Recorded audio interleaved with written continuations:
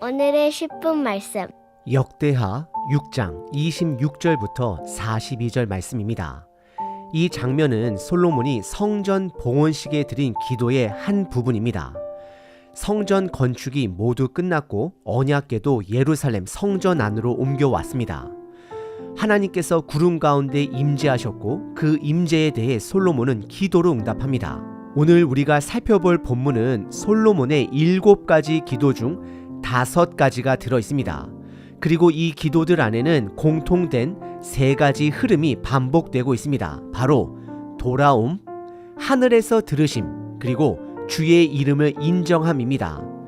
첫째, 돌아오는 것입니다. 우리가 죄 가운데 있을 때도 하나님은 완전히 등을 돌리시지 않습니다. 솔로몬은 반복해서 성전을 향해 돌아오라고 말합니다. 하지만 이 말은 단순히 건물로 향하라는 뜻이 아닙니다. 하나님께 마음을 돌이키라는 것, 그것이 회복의 시작입니다. 그리고 우리에게는 예수님께 돌아가는 것이 그 시작입니다. 둘째, 하늘에서 들으신다라는 고백입니다. 솔로몬은 성전 건축을 완공했고 백성들에게 성전을 향해 돌아오라고 말합니다. 그런데 정작 그는 하나님이 성전 안이 아닌 하늘에서 들으신다라고 매번 반복합니다. 이 고백은 하나님이 건물 안에 갇히신 분이 아니라는 걸 보여줍니다. 성전은 그저 하나님께 나아가는 길을 상징하는 자리일 뿐입니다. 참된 중보는 성전이 아니라 예수님이 되시고 하늘에서 들으시는 하나님께 예수님을 통해 나아갈 수 있는 것입니다. 마지막 셋째, 주의 이름을 인정하는 것입니다. 이건 단순한 인식이 아닙니다. 하나님의 뜻을 받아들이고 그분의 방식대로 살겠다라는 선택, 결단입니다. 하나님의 주권을 받아들이는 태도, 그분을 믿고 따르겠다라는 결단이 담겨 있는 고백입니다.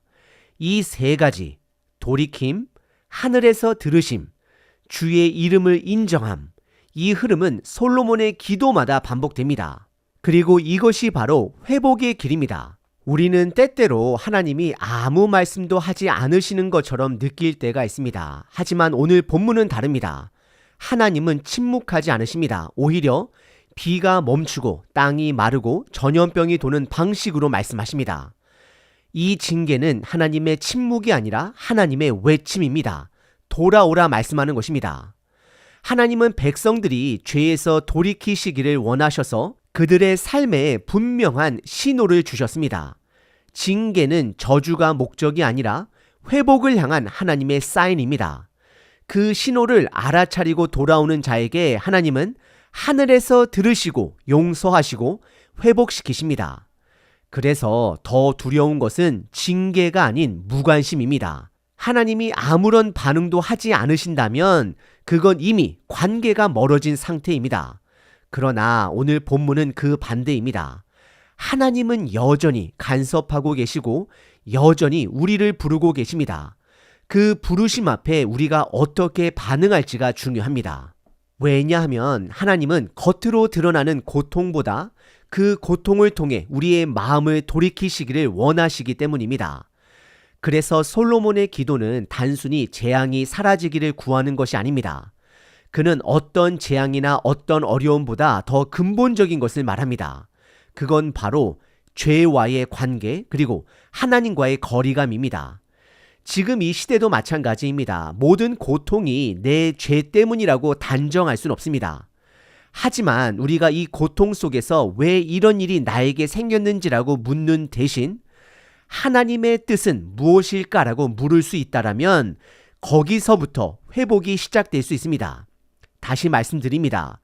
왜 나에게 이런 일이 아니라 하나님의 뜻은 무엇일까서부터 회복이 시작될 수 있습니다. 우리에게 아직 기회가 있습니다. 예수님의 다시 오심 전까지는 회복의 때입니다. 은혜의 시간입니다. 그렇다면 첫 걸음은 분명합니다. 예수님께 돌아가야 합니다. 말씀으로 돌아가야 합니다. 역대기는 열왕기서와 비슷한 역사 이야기처럼 보입니다. 하지만 그 시선은 다릅니다. 열왕기가 출애굽과 시내산 언약을 강조했다면 역대기는 다윗의 언약 그리고 그 언약을 이루실 왕에 주목합니다. 결국 예수님을 통해 완성될, 회복될 나라, 그것이 역대기의 핵심입니다. 솔로몬은 성전 건축 이야기를 짧게 다룹니다. 그 대신 기도와 말씀에 초점을 맞춥니다. 성전 자체가 목적이 아니라 그곳에서 드려질 회복의 기도가 목적이기 때문입니다. 오늘 이 말씀을 통해 우리 모두가 예수님께 돌아감으로 회복을 시작하시길 바랍니다. 오늘 본문은 두 부분으로 나눌 수 있습니다. 첫 번째는 총 7가지 중 오늘 본문에서는 5가지 상황에 드리는 기도를 다룹니다. 두 번째는 봉헌 기도의 마지막 부분입니다. 첫 번째 본문은 5가지 상황에 드리는 기도입니다. 26절서부터 39절입니다. 첫 번째 기도는 비가 내리지 않을 때입니다. 26절에 만일 그들이 주께 범죄함으로 말미암아 하늘이 닫히고 비가 내리지 아니할 때에, 이 말은 하나님의 징계가 시작되었다라는 뜻입니다. 그럴 때 백성들이 이곳을 향하여, 성전이죠, 기도하며 주의 이름을 인정하고 그들의 죄에서 떠나거든 27절 하나님은 하늘에서, 성전이 아니라 하늘에서 들으시고 죄를 사하시고 바른 길을 가르쳐 주시며 비를 내려주신다라고 기도합니다. 여기서 3가지 패턴이 다 등장합니다. 첫 번째는 26절에 그들의 죄에서 떠나거든, 즉 돌이킴입니다. 두 번째는 27절에 주는 하늘에서 들으시고 하늘에서 들으십니다. 그리고 세 번째는 26절에 주의 이름을 인정하고입니다.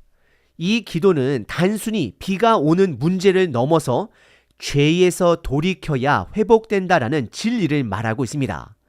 우리가 예수님께 돌아갈 때 죄는 용서받고 길은 다시 열립니다.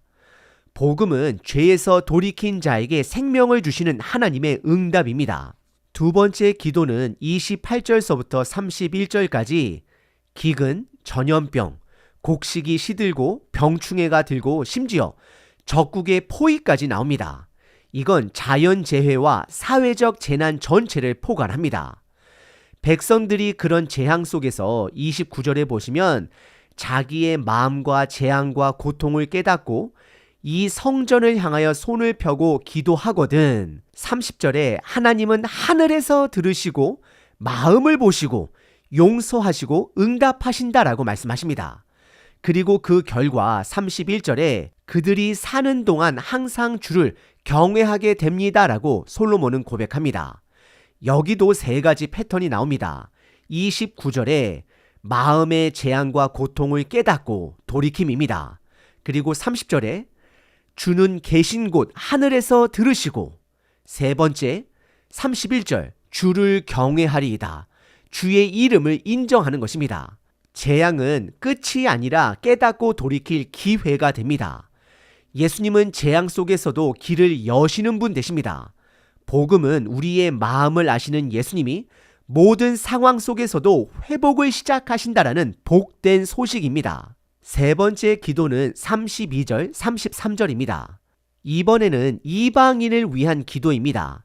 주의 백성 이스라엘에 속하지 아니한 이방인이 주의 이름을 알고 성전을 향해 기도하거든 하나님은 하늘에서 들으시고 그에게 응답하십니다라고 고백합니다.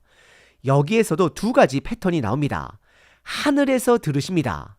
33절에 주는 계신 곳 하늘에서 들으시되라고 기록합니다. 그리고 두 번째는 33절에 주의 이름을 알고 주를 경외하게 하옵소서라고 솔로몬은 기도합니다. 주의 이름을 인정하는 것입니다. 그런데 자세히 생각해 보면 여기엔 모순처럼 보이는 장면이 하나 있습니다. 이방인은 성전 안으로 들어갈 수 없었습니다. 왜냐하면 첫째, 거룩함 때문입니다. 성전은 구별된 공간이었습니다. 하지만 둘째, 예수님이 오셔서 성전의 휘장을 찢으셨습니다.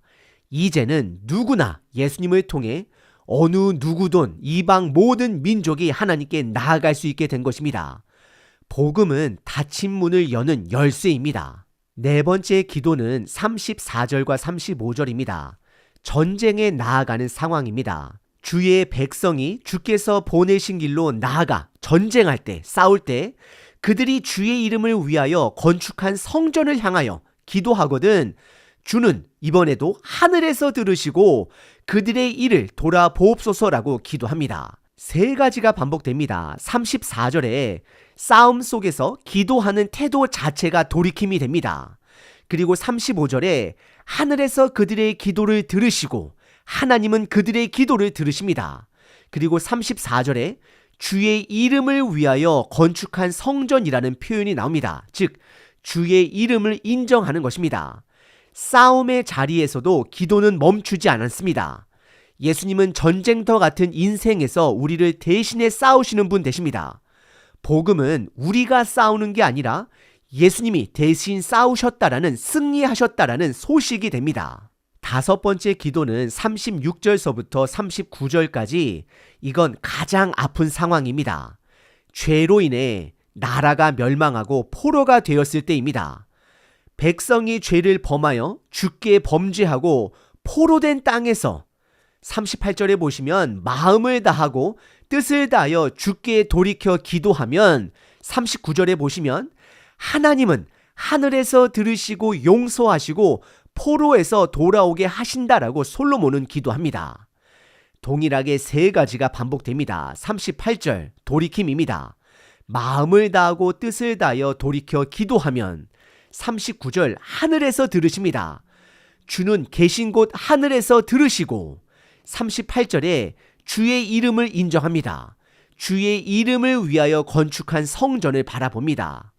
실패했어도 멀리 갔어도 완전히 멸망했어도 끝이 아닙니다. 예수님께 돌아오면 거기서 회복이 시작됩니다. 예수님은 죽은 나사로도 살리신 분 되십니다. 죽음 가운데서도 생명을 주시는 분 되십니다. 복음은 실패자에게 다시 시작할 수 있게 하는 복된 생명의 소식이 됩니다. 두 번째 본문은 봉헌 기도의 마무리 부분입니다. 40절서부터 42절입니다. 40절에 나의 하나님이여 이제 이곳에서 하는 기도에 눈을 드시고 귀를 기울이소서라고 고백합니다. 솔로몬은 마지막으로 하나님의 지속적인 응답을 간구합니다. 지금 드린 기도가 일회성으로 끝나지 않고 언제든지 들으시는 기도가 되게 해달라고 간구하십니다. 우리의 삶에서도 기도는 단발적인 이벤트가 아니라 하나님과의 살아있는 관계입니다. 히브리서 7장에 보시면 예수님은 지금도 우리를 위해 중보기도 하십니다. 복음은 단발적인 이벤트가 아니라 살아있는 관계입니다. 41절에 여호와 하나님이여 일어나 들어가사 주의 능력의 계와 함께 주의 평안한 처소에 계시옵소서. 여호와 하나님이여 원하옵건대 주의 제사장들에게 구원을 입게 하시고 또 주의 성도들에게 은혜를 기뻐하게 하옵소서라고 기도합니다. 이 절에서 강조되는 것은 하나님께서 영원히 거하시길 원하는 마음입니다. 그리고 두 부류를 위한 기도가 나옵니다. 첫째는 제사장들입니다. 구원을 옷 입게 해달라고 간구합니다. 두 번째는 백성들입니다. 은혜를 기쁘게 해달라고 간구합니다. 예수님은 구원의 옷을 입혀주시는 분 되십니다. 그 구원은 의식이나 자격이 아니라 예수님의 희생으로 덧입는 은혜가 됩니다. 복음은 우리가 우리의 자격이 아니라 예수님의 자격으로 살아간다라는 선언입니다. 다시 말씀드립니다. 우리의 정체성은 우리의 상황이나 우리의 성취에 있는 것이 아니라 예수님의 자격으로 살아간다는 선언입니다. 42절에서 여호와 하나님이여 주의 기름 부음 받은 자에게서 얼굴을 돌리지 마시옵고 주의 종 다윗에게 베푸신 은총을 기억하옵소서 하였더라. 마지막 기도절입니다. 솔로몬은 자신의 기도가 응답받아야 할 이유를 자기 자신이 아니라 다윗 언약에 근거합니다. 이건 놀라운 신앙의 고백입니다. 자신의 행위나 공로가 아니라 하나님이 약속하신 그 언약에 모든 기대를 거는 것입니다.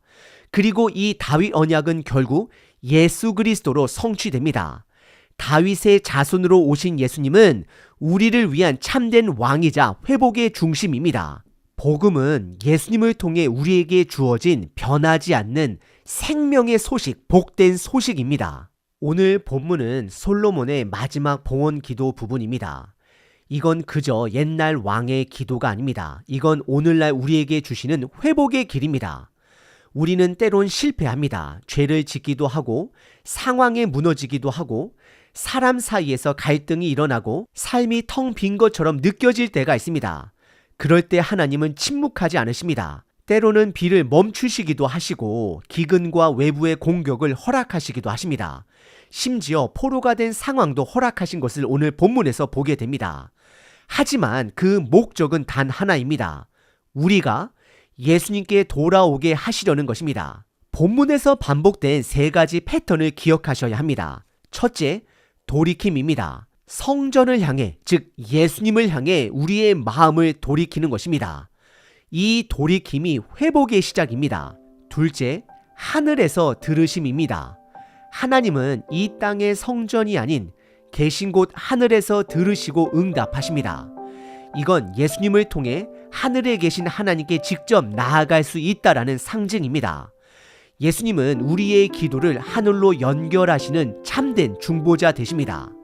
셋째, 주의 이름을 인정입니다. 이건 하나님을 그냥 아는 게 아니라 그분의 뜻과 길을 따르겠다라는 결단입니다. 결국 우리가 붙들어야 하는 건 성전 그 자체가 아니라 예수님께로 향하는 마음입니다. 하나님은 지금도 우리가 실패 가운데 있을 때, 죄로 인해 멀어졌을 때, 우리의 삶이 뒤엉켜 있을 때 예수님께 돌아오라고 부르십니다. 예수님은 우리의 죄를 대신해 죽으셨고 죽음을 이기시고 부활하셨으며 지금도 살아계셔서 우리의 기도를 들으시고 다시 오실 때 완전한 회복의 나라를 이루실 분 되십니다. 복음은 예수님을 통해 변하지 않는 복된 소식입니다. 그 복음은 오늘도 유효합니다. 지금 이 자리에서 예수님께 돌아오면 용서가 있고 회복이 있고 하늘의 응답이 있습니다.